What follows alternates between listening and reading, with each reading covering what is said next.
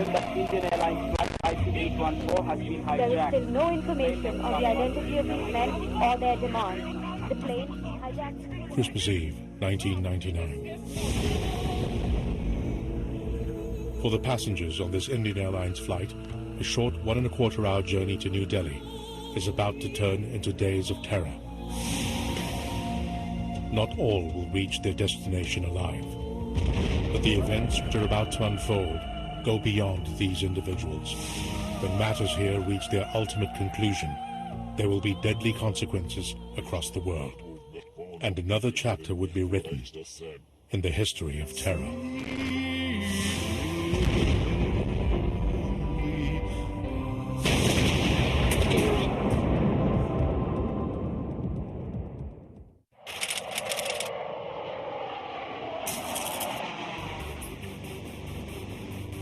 At the Tribhuvan International Airport in Kathmandu, Nepal, Indian Airlines flight IC814 is being readied for departure. It's a short 1-hour 20-minute flight to New Delhi, India. In the cockpit, Captain Sharan, co-pilot Singh and flight engineer Jagia are carrying out their pre-flight checks. Many of the 178 passengers on board are returning from short holidays in Nepal. The mood is light, it's Christmas Eve, and the new millennium is only a week away.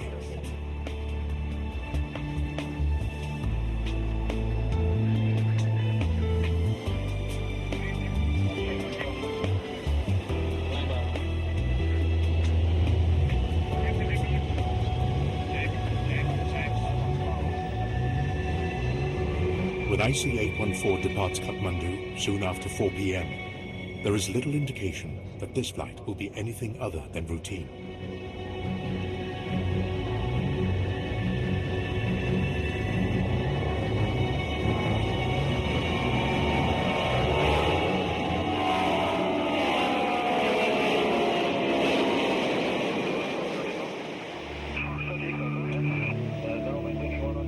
In a short while, it crosses into Indian airspace.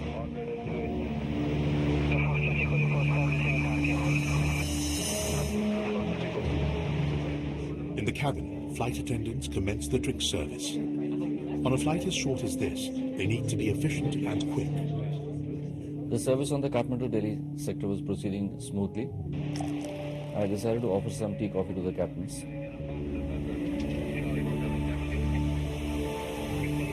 Chief Steward Anil Sharma enters the cockpit to serve the pilot's tea.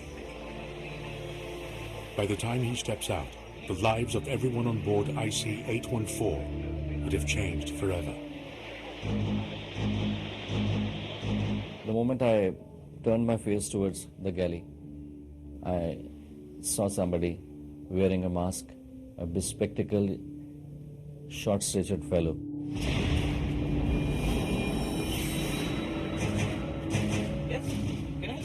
My first reaction was to inform the captains. I moved my hand towards the intercom.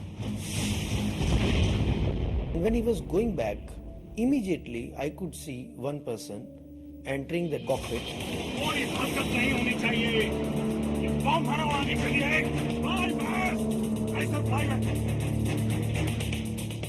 For a second, I was just scared. I could understand the situation that we have been hijacked. He said there should not be any movement. Fly the plane towards west only. But he isn't the only one.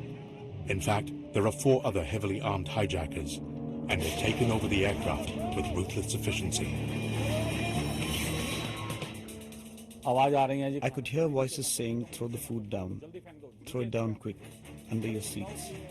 They were screaming loudly, so we started throwing the food down. Then we were told to change the seats. Children went away from me because they were sitting at the back now. So, we sort of lost contact, and I said, let's see what they do. It was not possible for me to react in any way because alone I couldn't have done anything. Ladies and gentlemen, this is your captain. Please shut up.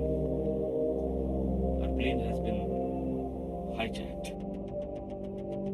Please be patient and listen to the hijackers.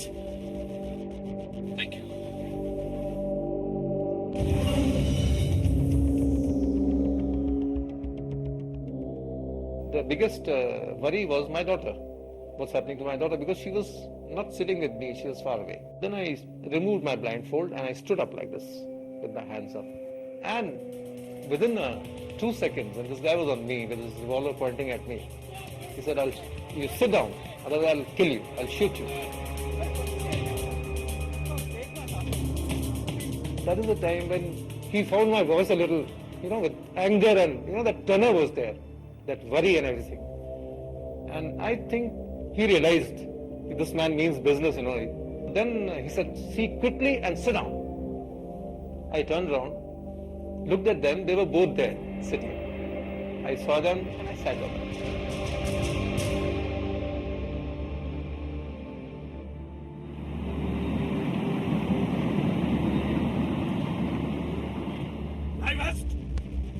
In the cockpit, Captain Sharan is finding it harder to convince the hijackers that there isn't enough fuel to fly to Lahore, Pakistan, their preferred destination. He asked about the fuel. How much fuel you have? I said, we have fuel up to Delhi. If you cannot land in Delhi, where will you go? What is your alternate? So he knew that our alternate is Bombay or Ahmedabad. So I said, Ahmedabad.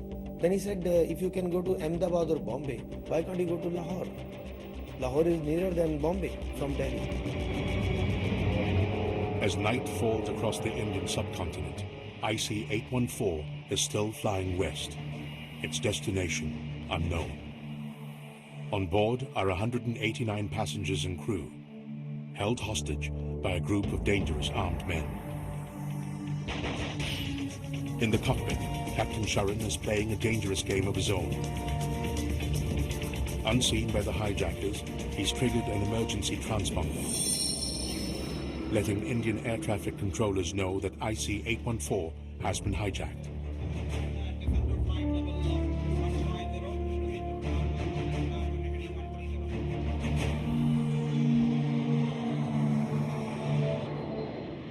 On board IC-814, the captain and the hijackers are locked in a battle of wits. The hijackers want the plane to be flown to Lahore, Pakistan. The captain, though, wants to avoid going to Pakistan at any cost. It's been just 6 months since India and Pakistan fought a bloody war in Kargil, Kashmir, leaving hundreds dead on both sides. The scars haven't as yet healed. I never wanted to go to Lahore because I never wanted to cross my territory. I wanted to land wherever I can land in India only, so that security people can do something. Making his case stronger is the Lahore ATC, which refuses to accept the plane. In fact, Lahore shuts down its airspace completely, even to its own planes. Meanwhile, in the passenger cabin, a sinister exercise is underway. Get up, I said.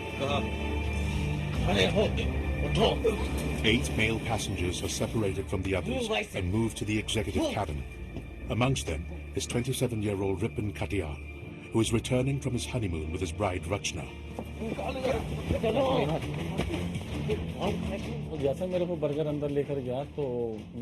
As soon as I entered the executive cabin, I saw that there were some passengers already there.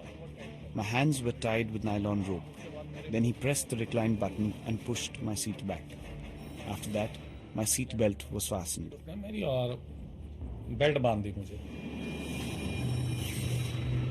Oblivious to what's going on in the passenger cabin, the captain decides to play for time.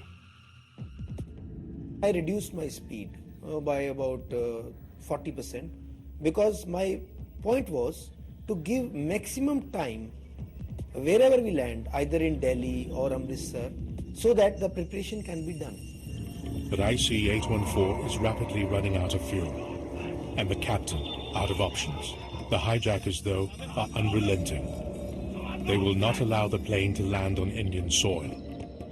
What will it take to break this deadlock? Who will give way?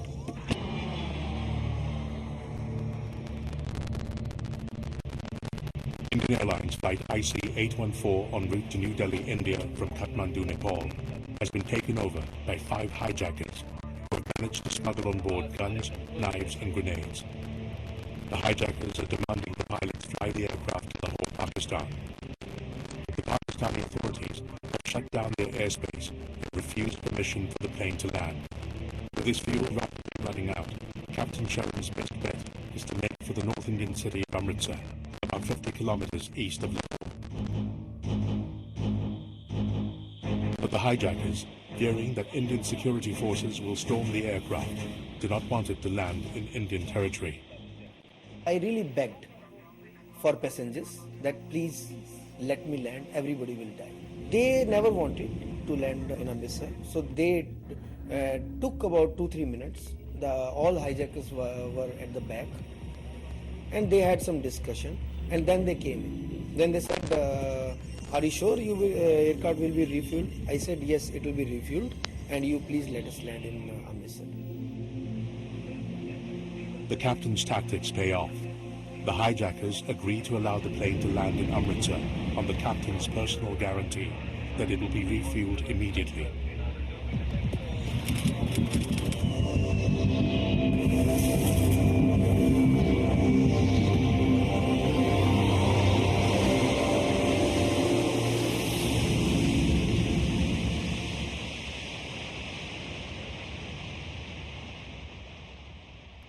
I felt that now we will not take off. I was hoping that we will get some kind of assistance there, and this hijacking will end in Amritsar.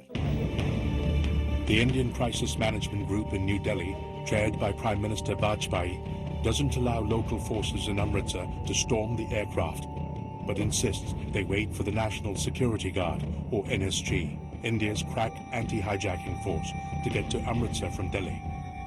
This will prove to be a costly mistake. I got a message from Delhi that the NSG is coming. So we had to wait for them, and till that time we were to keep this aircraft at the Rajasthan airport itself. Acting on instructions from Delhi, the authorities in Amritsar play for time by delaying the dispatch of the fueling tanker.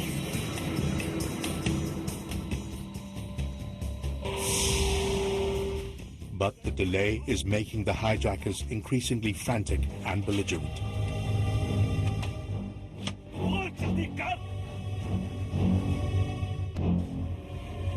Please, send it quickly! Our life is in danger. The aircraft has been at Amritsar for over half an hour, and there's still no tanker in sight. The hijackers are now convinced that the Indians are getting ready to storm the plane. They want the pilots to get IC-814 back in the air. The fact that the tanks are almost empty isn't a consideration. The pilots, though, won't budge. If we don't give them fuel, they'll start shooting us. On IC-814, the standoff between the pilots and the hijackers is about to be broken, with terrible consequences.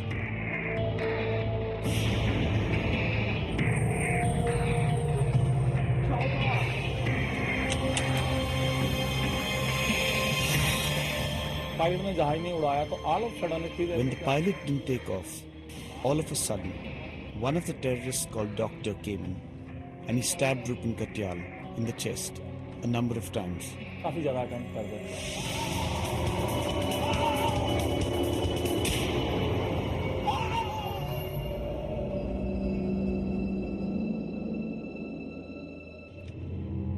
Flight engineer Jagya is sent to check on the hijackers' claims that they've started killing passengers. He's stunned by what he sees. He came inside, he was shivering. He said, they have killed people. They said, if you will not take off, we will kill everybody now. Enough is enough. You are not taking off. I said, I don't have any fuel. Now, the hijackers start a deadly countdown. If the aircraft isn't back in the air by the time they count from 30 to 0, they will first shoot the pilots and then kill each of the passengers. So now I had to take some decision. ATC is not doing anything. I'm not getting any assistance. Bowser is not coming in front of the aeroplane, and nothing is happening. With no help in sight from Indian security forces, and now realizing the hijackers are serious about carrying out their threats, Captain Sharan decides to take a calculated gamble and make a mad dash for Lahore, Pakistan. We are all dying now. We are heading towards Lahore. There's little chance of making it with the fuel he has left on board, but it's the only chance he has left. The Indians, though, have lost the best opportunity they had to storm the aircraft and bring the crisis to an end.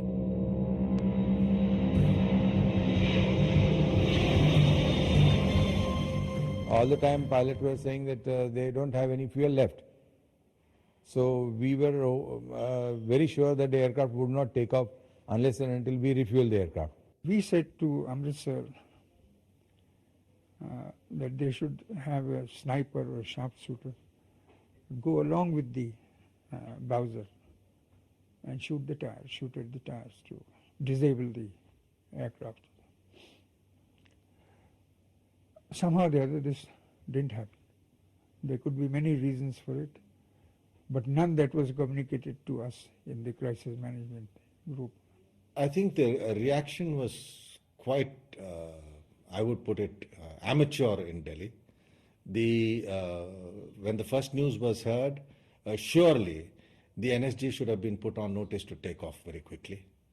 Surely there should have been a strategy to end the hijacking. IC-814 is now headed across the border to Lahore, Pakistan, about 50 kilometers from Amritsar. But the Pakistan government does not want the aircraft on its soil. When its threats to shoot down the plane go unheeded, the Pakistan airport authorities switch off all navigation aids and turn off the lights at Lahore airport. They said, we cannot let you land here, you go anywhere else. They switched off all runway lights, they switched off all navigational aids, even they switched off apron lights also. Finally, my both reserve light came on. I hardly had any fuel to sustain in the air. Now I had to make some decision. That time, I came down. I came down to see some place where I can put this aeroplane. With no navigational aids to rely on, the pilots turn the aircraft towards a stretch of bright lights they think is the runway at Lahore.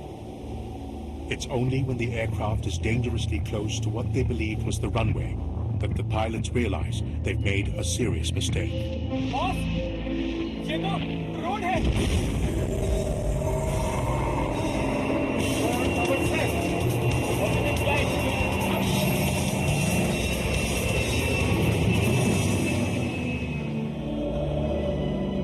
The Pakistan airport authorities now realize that the pilots are desperate, and if they don't allow IC-814 to land, it could crash on their soil. The ATC knew that my height is what? Then they thought he is going to really crash land this aeroplane. Then they said, now the runway is open for you, come on the runway. As I landed after a few seconds, I think, my right engine was flamed out because there was no fuel. The captain's gamble has paid off. IC-814 has made it safely to Lahore, but the relief is only momentary.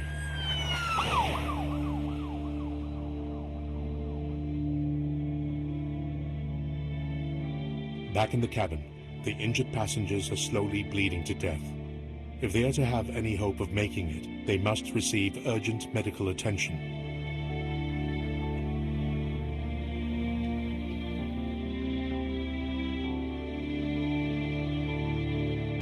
But all the Pakistan authorities want is to get the aircraft out of their territory at the earliest. Please send a letter.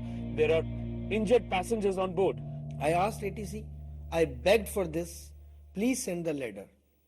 I want my injured passenger and a few senior citizen, ladies, children to be offloaded here. They never agreed to this. They were very, very adamant. They said, you want fuel, we will give you fuel. But we will never let you offload anybody here. The Pakistanis didn't want to be seen as having anything to do with this. And eventually the plane had to go there because it couldn't go anywhere else. They were very keen to get it off their soil. Less than 3 hours after it landed in Lahore, the beleaguered plane is airborne again.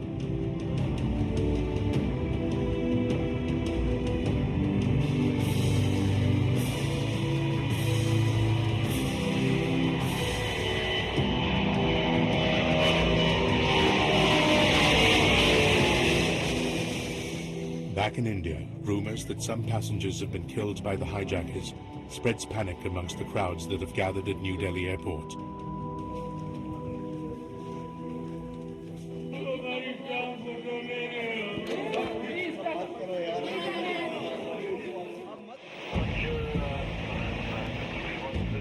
The hijackers now want the captain to set course for Kabul, Afghanistan. We have been hijacked and are heading towards Kabul. But Kabul has no night landing facilities, and so the hijackers forced the pilots to fly the aircraft to Dubai in the United Arab Emirates.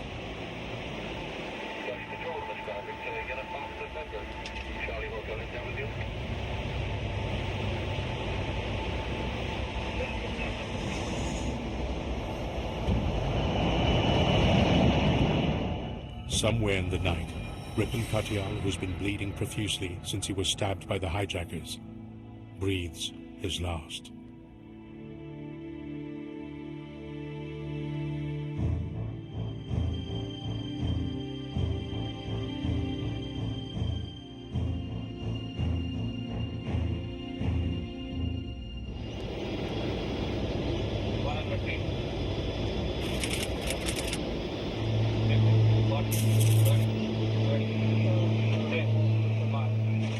Having missed the opportunity to storm the plane on their own soil in Amritsar, the Indian government now makes an attempt to get the United Arab Emirates authorities to allow a commando operation in Dubai.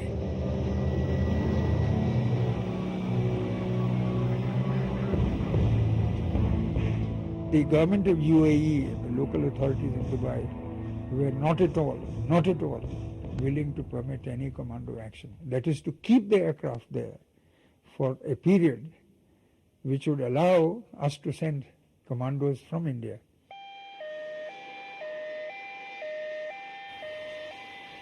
The UAE authorities, however, get the hijackers to release some of the passengers in exchange for fuel. The injured passengers too are let off the aircraft.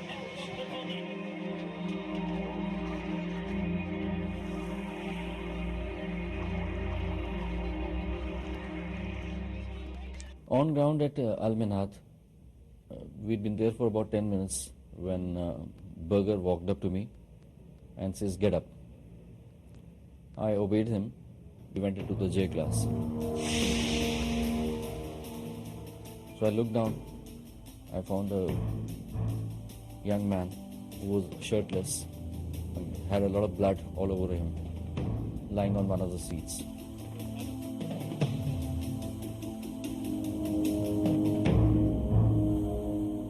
My heart was pounding away furiously, and I actually was frightened for my dear life at that point of time. The body of Ripon Katyal has been taken off the aircraft, but his bride Rachna, who is still on board, isn't even aware that her husband is dead. We were ordered to place the body on the top of the step ladder which had been positioned at the first door.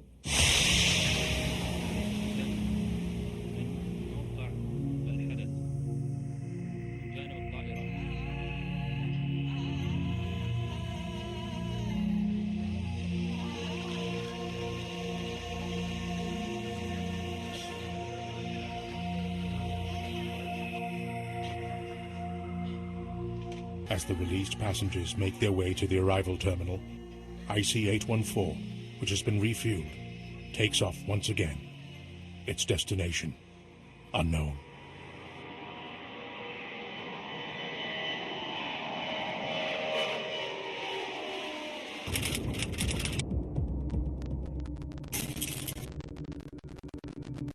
It's Christmas.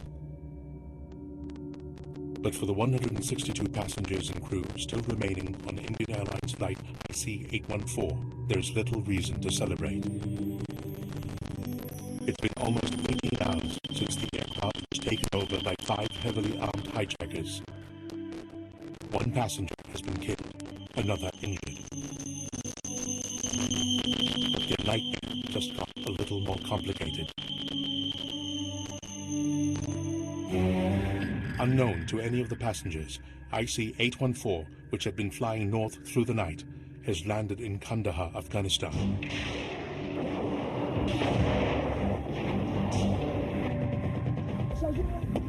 A country controlled by the Taliban, a fundamentalist Islamic group, and the current home of the dreaded terrorist Osama bin Laden.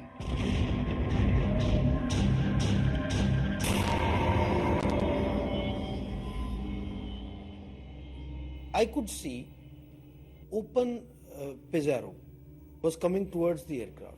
They just came to near the aircraft. They just waved like this. And chief hijacker was looking at them, and he also just waved like this. That time, I was totally zapped. I said, now, inside also hijackers and outside are terrorists. It's 18 hours since IC-814 was hijacked, yet little is known of the hijackers. Who are they and what do they want? From the accounts of passengers released in Dubai, Indian intelligence agents are convinced they are dealing with well-trained and highly motivated terrorists on a suicide mission. In the back of my mind, I had a lot of suicide missions which had been undertaken by the Islamic fundamentalists and the militants there in Kashmir. The organization of Harkatul Mujahideen was having in its cadres the people who were capable of undertaking the suicide missions. These people were bent upon harming the passengers. These people were quite determined to blow up the plane. Back in India, hundreds gather for the funeral of Ripon Katiyal, the passenger who was brutally murdered by the hijackers.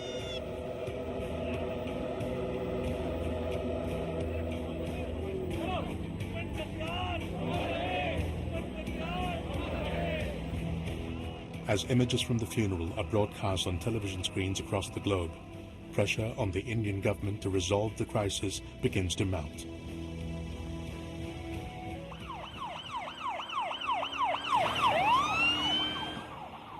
But the Indian Prime Minister, Vajpayee, appears unrelenting. We don't know as yet what the hijackers want, but whatever it is they want, this is not the way to go about it. India will not bow down nor be afraid of their inhuman threats.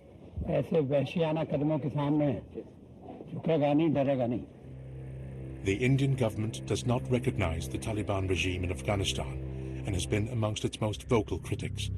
But if a solution is to be found to the crisis, they need to start talking to them.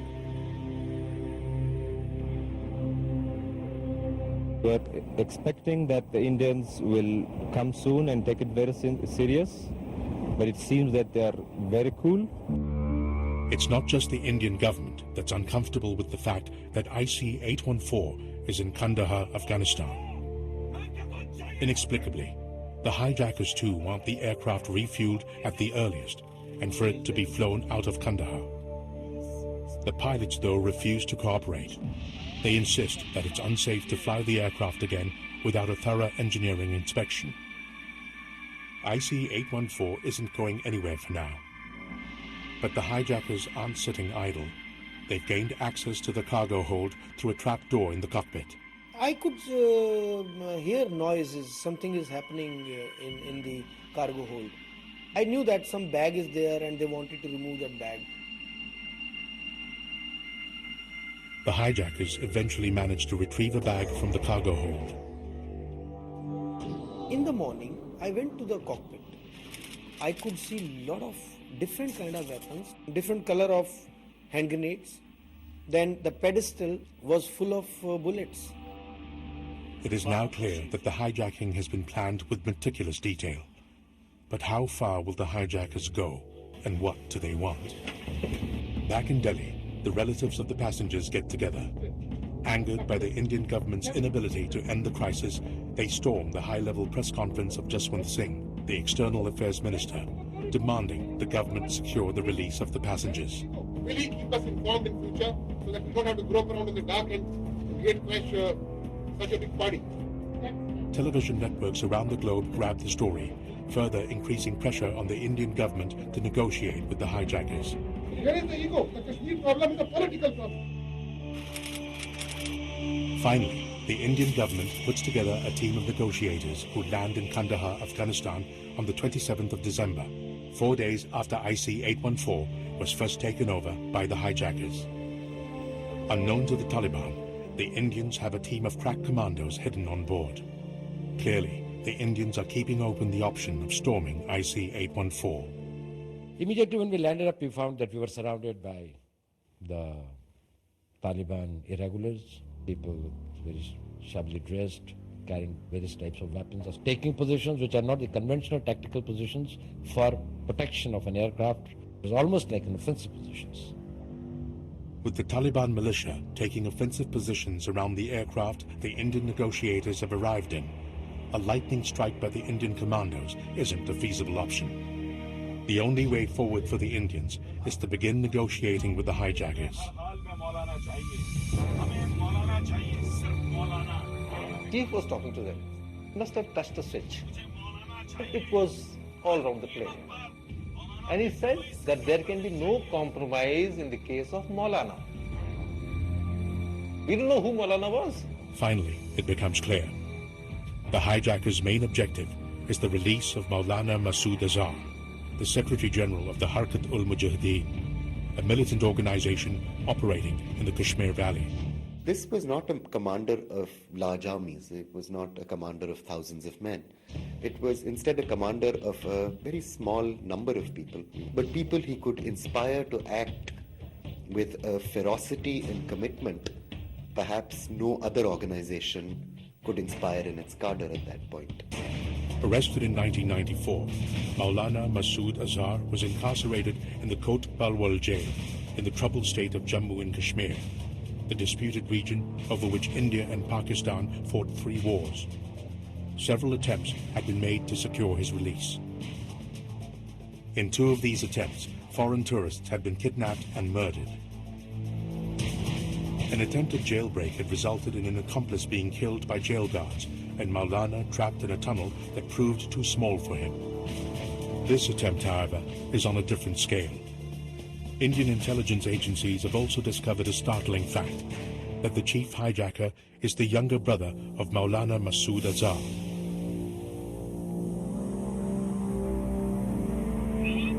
Maulana Masood Azhar was the first demand of the hijackers. But it takes the Indian negotiating team over 30 hours of hard negotiating to get the complete list of demands from the hijackers. In addition to Mohammed Masood Azhar, release of 35 others, return of the coffin of the terrorist Sajjad Afghani, a payment by India of US $200 million. We will send our appropriate response to the negotiating team in Kandahar. In the meantime, let the country and the international community too reflect on this. As negotiations continue, surprisingly, the Taliban intervene and convince the hijackers to drop their demand for the money and the body of Sajjad Afghani, saying these are un-Islamic. It is the 5th day of captivity for the passengers and crew of IC-814, and as conditions within the plane worsen, the waiting becomes unbearable.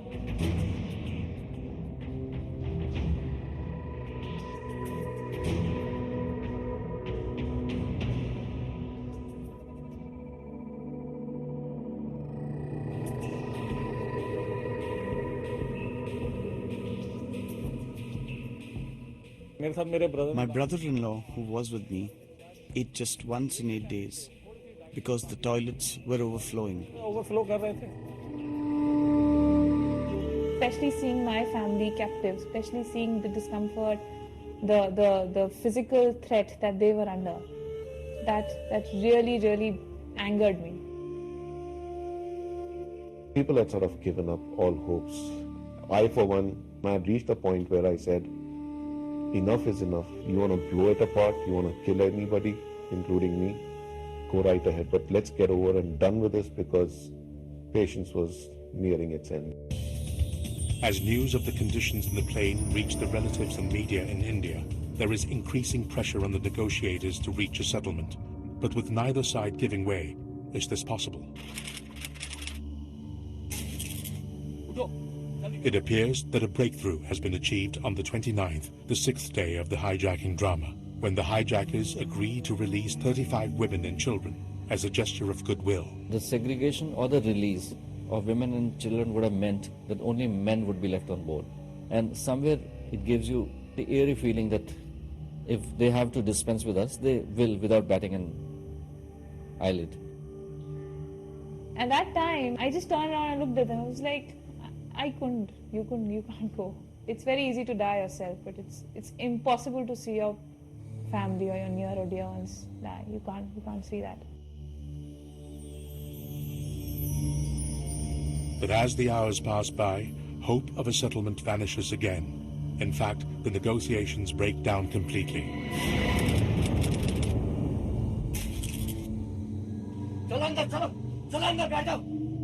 The 35 selected passengers awaiting release are unceremoniously herded back.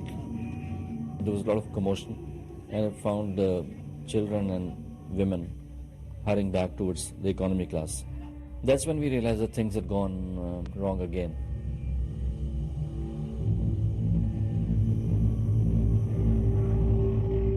It was a very strange kind of situation which are beyond words. The talks between them and the Indian government had broken down. And now they are going to start killing. Whether they start picking up people individually, shooting them and throwing them out of the aircraft, or taking off with the aircraft and blowing it up in midair. I remember there was this complete silence in the entire aircraft. You could not have imagined that there were nearly 200 people sitting in that aircraft. Is this the final outcome? For the passengers and crew on IC-814, is this journey's end?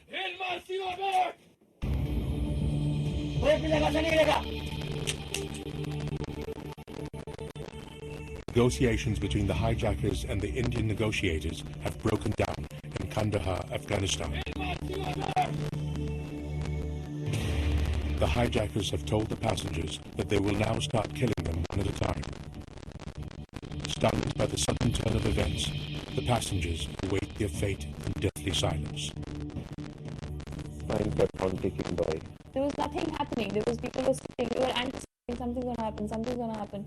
But nothing happened. This guy comes back again and he says, we don't know whose prayers are being answered, but there seems to be a movement back for negotiations. Then at about, I think, after 3 to 4 hours,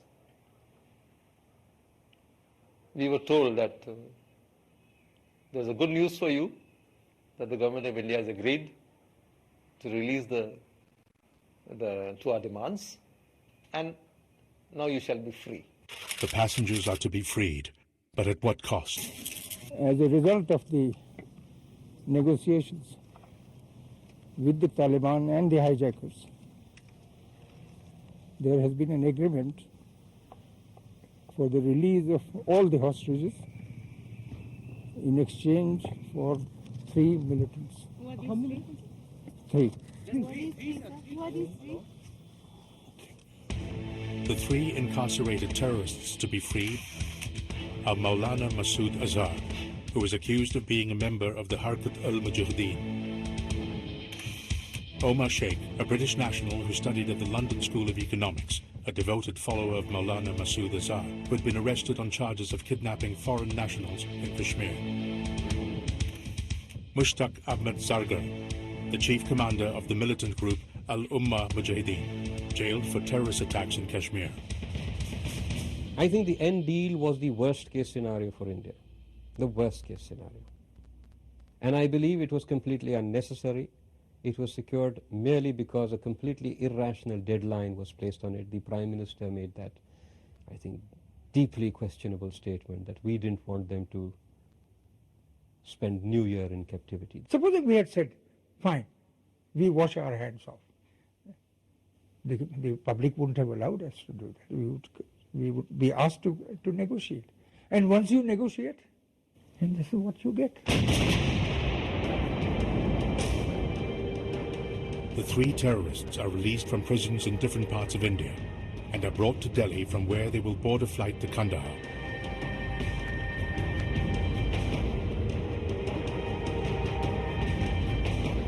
A few hours later, the released terrorist and the hijackers, escorted by Taliban militia, drive away from Kandahar as free men.